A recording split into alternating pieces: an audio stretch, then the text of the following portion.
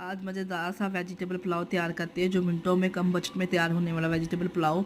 जैसा कि आपको पता है सब्जियां आ चुकी हैं। मिक्स वेजिटेबल पुलाव किसी को नहीं पसंद। तमाम वेजिटेबल की कटिंग कर लेंगे इस तरह से। जो वेजिटेबल आप खाना पसंद करते हो ले सकते हैं। 1 कप ऑयल डाल के पतीले में प्याज को हमने लाइट गोल्डन सा कलर करने तक फ्राई करना है। उसके बाद हमने इसमें अदरक लहसुन का पेस्ट, टमाटर, सब मिर्ची शामिल करके अच्छे से कुक कर लेना है। तमाम वेजिटेबल को इसमें डाल के 5 मिनट तक कुक करेंगे अच्छे से। 1 कप पानी डाल के इसको हम गला लेंगे तमाम वेजिटेबल को।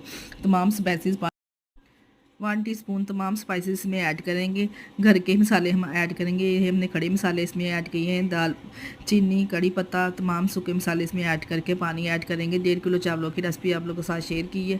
1.5 किलो हमने इसमें पानी ऐड करना। पानी को बॉयल आने तक हमने इसको चावलों को शामिल करें। कच्ची बासमती 1.5 किलो चावल लेके इसको अच्छे से हमने वॉश करके इसमें शामिल कर दिया है। 5 मिनट के लिए कवर लगा देंगे। मज़ेदार से 5 मिनट के बाद कवर उठाया है।